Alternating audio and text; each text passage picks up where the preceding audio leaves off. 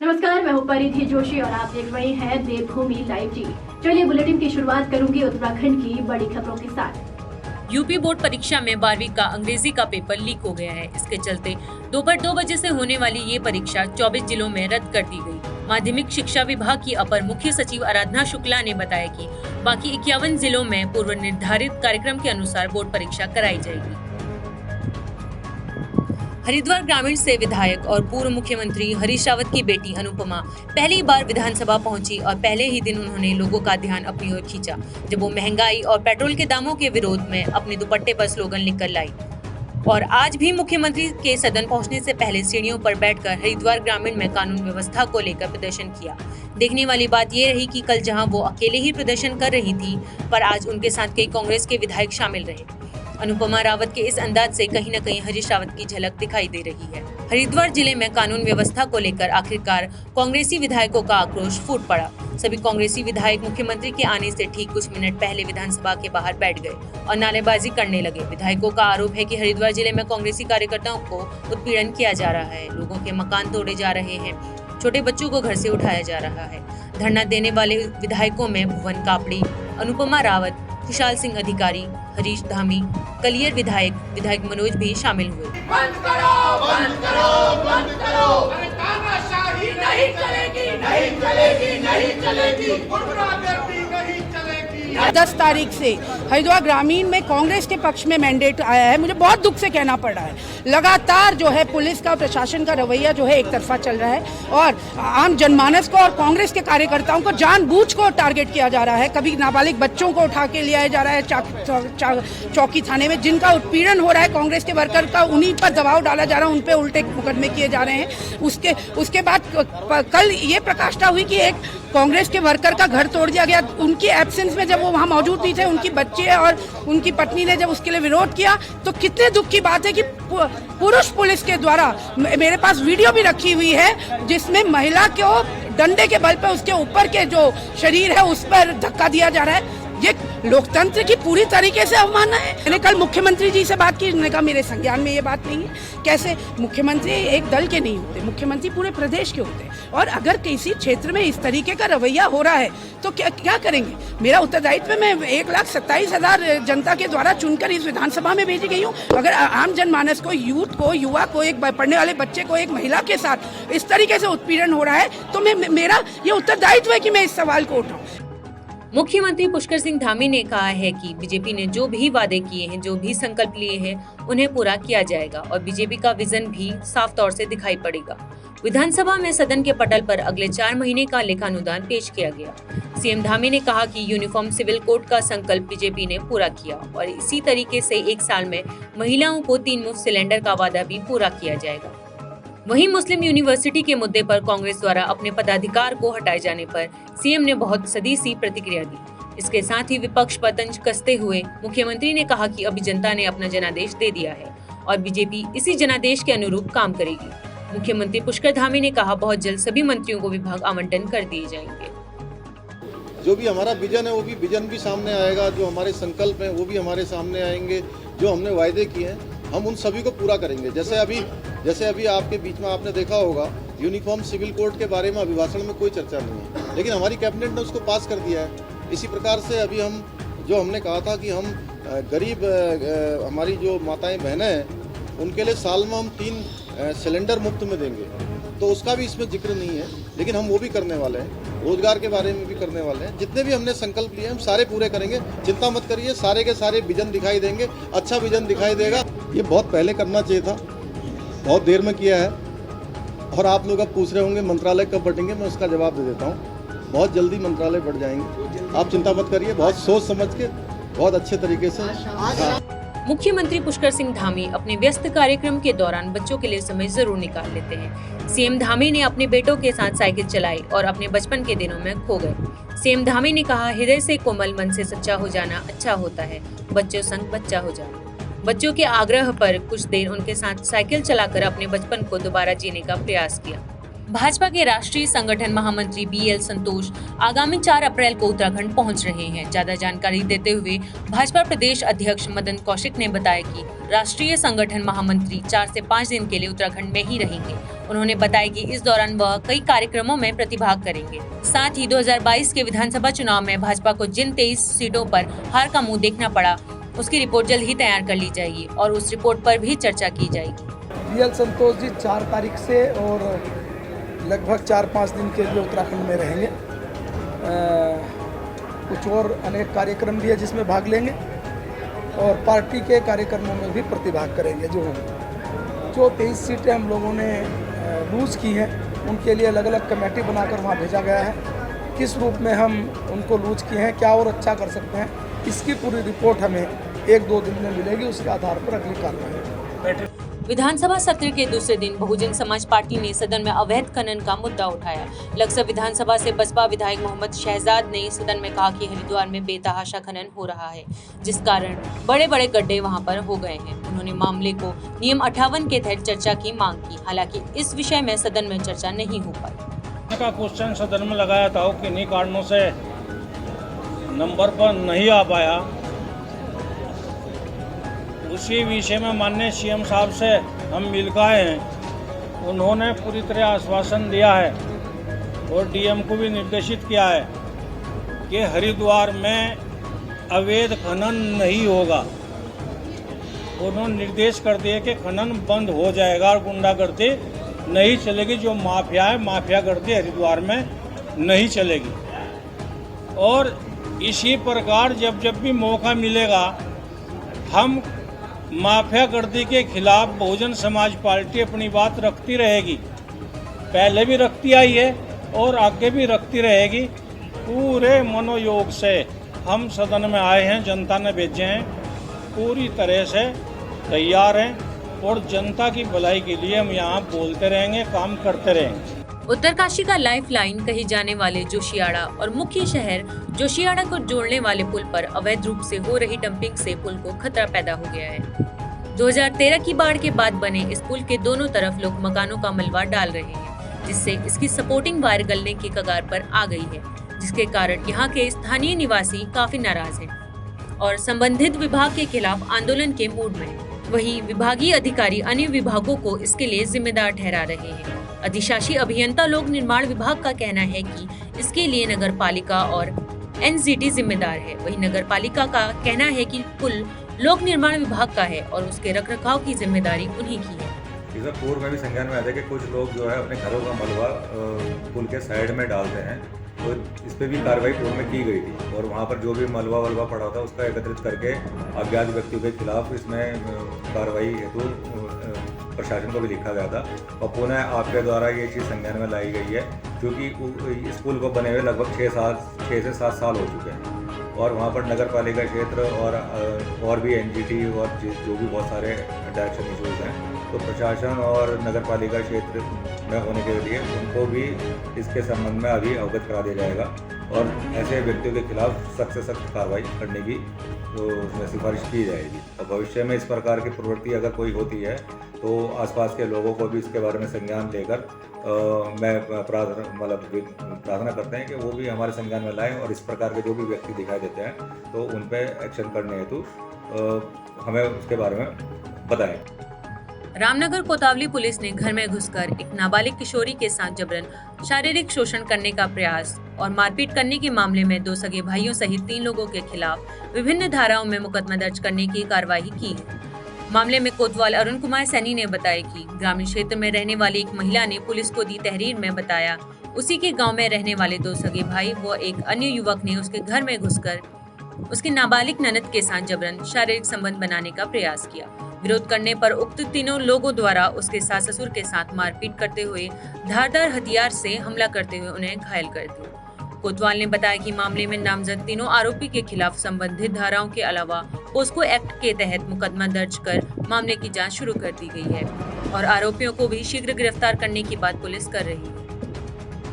तिरुमदारा क्षेत्र में एक वादिनी सोनम द्वारा एक प्रार्थना पत्र दिया गया है, जिसके आधार पर हमारे द्वारा संबंधित धाराओं में विवेक पोस्को एक्ट में मुकदमा पंजीकृत किया गया है। उनके द्वारा जो है घर में घुसकर छेड़छाड़ और मतलब का प्रयास करना और इस तरह की धाराओं में पंजीकृत किया गया है। इस संबंध में विचार जारी है। मसूरी यमुना पेयजल योजना को लेकर माल रोड को व्यवस्थित करने के लिए मसूरी भाजपा मंडल अध्यक्ष मोहन पेटवाल और जल निगम के अधिशासी अभियंता सुरजीत विकास के साथ जल निगम के आला अधिकारियों के साथ माल रोड का निरीक्षण किया गया। वहीं उन्होंने अधिकारियों को जल्द माल रोड को व्यवस्थित करने के निर्देश दिए। शुरुआती दौर में थोड़ा सा विलम्ब हुआ था और इसी बीच 2 बार कोविड की लहर भी आई थी जिससे काम धीमा हुआ, लेकिन आज के डेट में बहुत ही तेज़ी से काम हो रही है। दिन रात काम हो रहा है, रात को 12 बजे तक काम हो रहे हैं और आपको विश्वास होगा अभी 18 दिन में हमने ये 3.5 किलोमीटर माल रोड का लाइन डाल चुका है और 100 मीटर और बच रहा है जो कि हम लोग 1-2 दिन में कर देंगे। कोशिश हमारा यह है कि 10 तारीख से पहले सारा माल रोड को ब्लैक टॉप कर देंगे ताकि जो भी टूरिस्ट आए उसको धूल वूल से कोई परेशानी ना हो। तारीख से पहले हम आपको ये सारे माल रोड ब्लैक टॉप करके कर देंगे, टूरिस्ट को कोई दिक्कत नहीं होगी। और भी इसी गर्मी के सीजन में होगा। एक्चुअली विटामिन वर्क के लिए टेम्परेचर चाहिए होता है, तो अभी गर्मी ठीक हो रही है तो इसके बाद माल रोड के बाद हम लोग अन्य रोड पे काम लगा देंगे और कोशिश हमारी है कि अगला 3 महीना में हम लोग अपना पानी ऊपर तक पहुँचा दें पूरी टीम के साथ में। और निश्चित ही व्यापारियों का हो चाहे पर्यटन का हो, ये वाजिब परेशानी है क्योंकि व्यापारियों को भी जो लगातार ये रोड की वजह से, धूल की वजह से पर्यटक भी चोटिल हो रहे हैं। तो निश्चित ही जल निगम ने जो है इसकी स्वेलिंग कर दी है और मोस्ट प्रॉब्ली एक्शन साहब ने कहा है कि कल या परसों से इसकी ब्लैक कोटिंग हो जाएगी। और यही नहीं, उन्होंने ये कहा है कि 2 टाइम यहाँ पर जो है टैंकर से जो है पानी डाला जाएगा, सुबह और शाम को। और कोई दिक्कतें हैं कहीं पे भी होगी तो उसको निपटाया जाएगा। देखिए इतनी बड़ी योजना है, मैं मानता हूँ कि 50 साल तक यहाँ पर जो है जो पानी की आपूर्ति होने वाली है, चाहे वो उसके लिए पर्यटक हों चाहे यहाँ के लोकल व्यवसाय हो, सभी को लाभ मिलेगा। लेकिन जनता को कम से कम परेशानी हो इसका ध्यान जो है विभाग को रखना चाहिए। इसलिए विभाग ने कहा है कि हम अतिशीघ्र, पहले तो मैंने कहा कि कल नहीं तो परसों से जो है ब्लैक कोटिंग का काम शुरू हो जाएगा। लेकिन विभाग का कहना ये भी है कि अभी रोड सेटल नहीं हुई है और ब्लैक कोट हम अभी करेंगे तो हो सकता है कि बरसात के टाइम पर ये थोड़ा नीचे सेटल हो जाएगी। लेकिन इस सेटलमेंट को ये ना समझें कि गुणवत्ता में कहीं कमी है। ये जब यदि सेटल होगी और कहीं पर कहीं खराब होगी तो उसका भी जो है दोबारा से रिपेयर किया जाएगा। तो मैं निश्चित मानता हूँ कि कल या परसों से जो है माल रोड का काम शुरू हो जाएगा। और जो कई संगठन ये कह रहे हैं कि हम धरना देंगे, मुझे लगता है कि राजनीति से बेहतर होता कि वो काम के प्रति ध्यान रखते, अधिकारियों से बात करते और काम कराने की बात करते। लेकिन हो सकता है कि कुछ लोगों की मजबूरी हो, उनको भी जो है अपने व्यापारियों को जवाब देना हो, तो हो सकता है कि उनका भी एक तरीका हो बात को करने का। लेकिन मैं मानता हूं कि वो यदि धरना दें या न दें, लेकिन कल या परसों से यहां पर काम शुरू हो जाएगा। विधानसभा चुनाव के बाद हरिद्वार जिले में पंचायत चुनाव की सरगर्मियां तेज हो गई हैं। हरिद्वार जिला पंचायत के पूर्व उपाध्यक्ष राव आफाक अली ने बीजेपी पर परिसीमन और आरक्षण में गड़बड़ी करने का आरोप लगाया है। इस संबंध में उन्होंने हरिद्वार जिलाधिकारी को ज्ञापन सौंपकर आरक्षण में गड़बड़ी रोकने की मांग की थी। वहीं आज राव आफाक अली ने निर्वाचन आयुक्त चंद्रशेखर भट्ट को ज्ञापन देकर कार्रवाई की मांग की है। निर्वाचन आयुक्त चंद्रशेखर भट्ट ने कहा कि हरिद्वार के पंचायत चुनाव को लेकर निर्देश दिए गए हैं कि डोर टू डोर सर्वेक्षण किया जाए। इसके लिए हरिद्वार जिलाधिकारी को पत्र भेजकर आवश्यक कार्यवाही करने के निर्देश दिए गए हैं। ज्ञापन में हरिद्वार में जो है पंचायत चुनाव के संबंध में जो है ज्ञापन दिया है। इसमें कुछ वोटर लिस्ट के बारे में हमने दिया है कि उसका डोर टू डोर सर्वेक्षण कराया जाए और दूसरा आरक्षण को किया जाए। इसके लिए जिलाधिकारी को आवश्यक कार्रवाई पत्र भेजेंगे। बता दीजिए जिलाधिकारी इसमें जो है देखेंगे मामले को और जो भी छोटी कार्रवाई करेंगे। देखिए हरिद्वार में त्रिस्तरीय पंचायत चुनाव को लेकर हमने जिलाधिकारी महोदय को भी 22 तारीख को ज्ञापन दिया था, जिस पर अब तक कोई कार्रवाई नहीं हुई। हम चाहते हैं कि BLOs घर घर जाकर जनवरी 2022 तक जितने वोटर नए बने हैं उनका जो है उनको इंदराज करे और जो लोग मर गए हैं उनका जो है सत्यापन करके उनके नाम लिस्टों से हटाओ। दूसरी हमारी मांग ये है कि जो बोर्ड की परीक्षाएं हैं वो CBSE बोर्ड की तो जो है 26 अप्रैल से शुरू होकर 24 मई तक है और UK बोर्ड की जो है हमारी 20 अप्रैल से शुरू होकर 28 मार्च से 20 अप्रैल तक है। तो हम चाहते हैं कि बोर्ड की परीक्षाओं में चुनाव की, पंचायत चुनाव की कोई भी गतिविधि बोर्ड के एग्जाम पर बच्चों के भविष्य पर असर डालेगी, तो पंचायत चुनाव इस दौरान कोई गतिविधि न हो। तीसरा हमारा ये ज्ञापन में था कि हमारा परिसीमन, हमारी जो सलेमपुर जिला पंचायत सीट थी उस गांव को ही 2 भाग करके जो है इन्होंने एक का नाम बहादुराबाद और एक का बोंगला रख दिया। इस तरह का जो है राजनीतिक हस्तक्षेप जो है वो लोकतंत्र के लिए जो है बहुत गलत है और अन्याय है। और चौथा हमारा ये है कि हम चाहते हैं कि जो सीटें रिजर्व सीटें हैं वो एससी को एससी बाहुल में रिजर्व किया जाए, ओबीसी को ओबीसी बाहुल में रिजर्व किया जाए। ये राजनीतिक हस्तक्षेप क्या कर रहे हैं कि जनरल बाहुल क्षेत्र को जो है एससी में कर रहे हैं और एससी बाहुल क्षेत्रों को जनरल में कर रहे हैं। तो इस तरह हमने आज चुनाव आयोग जो स्टेट के हमारे निर्वाचन अधिकारी हैं श्री चंद्रशेखर भट्ट जी, आज उनसे ज्ञापन दिया। मथुआ महामेला की शुरुआत आज दिनेशपुर में हुई। हरि मंदिर परिसर में 3 दिन तक चलने वाले इस मेले के पहले दिन महावारुणी स्नान के दौरान लगभग 1 लाख लोगों ने कामना सागर में आस्था की डुबकी लगाई। वहीं मेले में लाखों लोगों के जुटने के मद्देनजर पुलिस ने सुरक्षा के कड़े उपाय किए। ही दिन पूर्ण ब्रह्म श्री श्री हरिचंद्र ठाकुर ने जन्म लिया था, मधुकृष्ण त्रयोदशी के दिन। तो इसी दिन को सारे मथुआ भक्त सभी संप्रदाय शुभ मानते हैं। ठाकुर जी के जन्मदिन के केंद्र करके सारे कामना सागर में डुबकी लगाते हैं। पूरा भारतवर्ष से भक्तगण आते हैं एवं पूरा भारतवर्ष बहिर्विश्व इस दिन पालन हो रहा है। तो जो भी आते हैं यहाँ पे जो कामना करते हैं, डुबकी लगाते हैं, तो उनका मनोकामना पूर्ण होता है। और आवश्यक जो भी फोर्स का व्यवस्था करना है उसके लिए हमें प्रबंधन करेंगे और वहाँ पे आवश्यक सभी शांति व्यवस्था और मेले का भीड़ प्रबंधन के लिए जो भी व्यवस्था है उस सबको उनको सुचारू रूप से करने के लिए निर्देश दिया गया है। मसूरी में मसूरी यमुना पेयजल योजना के तहत अनियोजित तरीके से किए जा रहे कार्यों का Mussoorie traders and welfare association ने विरोध शुरू कर दिया है। इसको लेकर Mussoorie traders and welfare association के अध्यक्ष रजत अग्रवाल के नेतृत्व में ग्रीन चौक पर व्यापारियों ने जल निगम के खिलाफ धरना प्रदर्शन कर जमकर नारेबाजी की। पास ये सब चीज़ें आपके माध्यम से क्लियर कर देना चाहूँगा कि देर में नहीं आए, हम जाके बहुत देर से हैं। हमने पहले जल निगम के अधिकारियों से काफ़ी समय से वार्ता के स्तर पे हमने उनसे बात करी। पिछले 3 हफ्ते से लगातार हम उनके संपर्क में हैं। अथक प्रयास उनसे करे जा रहे हैं कि किसी तरह वो रोड बनाएं और शहर को अस्त व्यस्त ना करें। जब बिल्कुल मजबूर हो गए, जब हमने देखा यहाँ तक कि हमें ये समझ लीजिए आपकी पानी भी फेडरेशन को सस्ता जो मात्र 100 रुपये साल की एक फीस लेती है, वो पानी भी हमने जो है अपने पल्ले से डलवाया। जब बिल्कुल हमें लगा कि अब जल निगम के अधिकारी मानने नहीं वाले हैं और ये बिल्कुल बेलगाम हो चुके हैं, तब हमने ये निर्णय लिया। और आपका ये कहना गलत है कि हम देर से आए, हम पिछले 3 हफ्ते से लगातार इनके संपर्क में हैं। हम सोच रहे थे कि विकास का कार्य है, चलिए किसी तरह निपट जाए, लेकिन जब हमने देखा अब सीजन सर पे है और ये मानने वाले नहीं हैं, तो हमारे पास सांकेतिक धरना देने के अलावा कोई और रास्ता नहीं था, इसलिए हमने सांकेतिक धरना दिया। इस योजना का कोई संज्ञान आम नागरिकों को, स्टेक होल्डर्स को, व्यापारियों को, यहाँ के सामाजिक संस्थाओं को, यहाँ के नेतागणों को या यहाँ के सामाजिक कार्यकर्ताओं को नहीं दिया गया। इस योजना को एकाएक जनवरी के आखिरी सप्ताह में शुरू कर दिया गया। शुरू करने के बाद आज 2 महीने से ऊपर हो गए हैं, लेकिन जहाँ पर ये कार्य पूरा हो गया उसकी रिपेयर नहीं करी गई है। पूरी माल रोड पे मिट्टी है, गड्ढे हैं, पत्थर पड़े हैं, रोड़े पड़े हैं। और कमाल की बात यह कि हमारे प्रशासन को दिखता नहीं है। उत्तराखंड पेयजल निगम भ्रष्टाचार में लिप्त है। उत्तराखंड पेयजल निगम भ्रष्ट है। मैं खुले शब्दों में बोलता हूँ, मुझे कोर्ट ले जाना है, ले जाएं, नहीं तो आके खोले और ये रोड ठीक करें। लेकिन खुले शब्दों में जो चुनौती हमने दी है वो ये दी है कि नगर का प्रथम व्यक्ति अगर नगर के बारे में नहीं सोचेगा तो हम उनके खिलाफ एक मोर्चा खोल देंगे। हमने बहुत तोड़वा ली अपनी दुकानें, बहुत तोड़वा ली अपने छज्जे।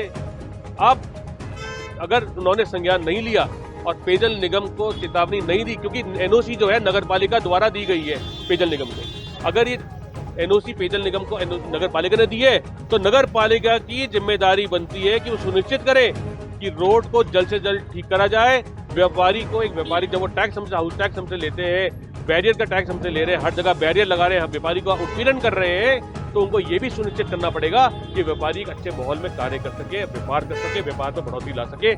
उत्तराखंड राज्य की 5वीं विधानसभा के प्रथम सत्र के दूसरे दिन उत्तरांचल विश्वविद्यालय देहरादून से पत्रकारिता में अध्ययन कर रहे 30 छात्र छात्राओं ने दर्शक दीर्घा में बैठकर सदन की कार्यवाही देखी। संसदीय कार्यवाही देखने के उपरांत बच्चों ने विधानसभा अध्यक्ष ऋतु खंडूरी का आभार व्यक्त करते हुए पहली महिला विधानसभा अध्यक्ष बनने पर बधाई दी। It was our first experience, हमें बहुत कुछ सीखने को मिला, देखने को मिला।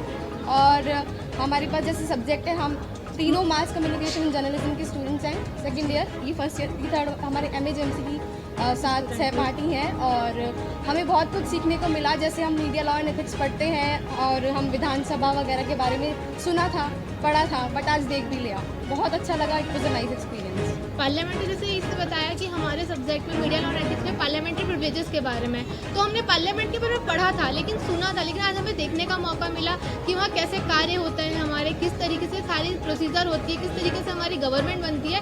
आज वो चीज़ देख के सुनकर बहुत अच्छा लगा।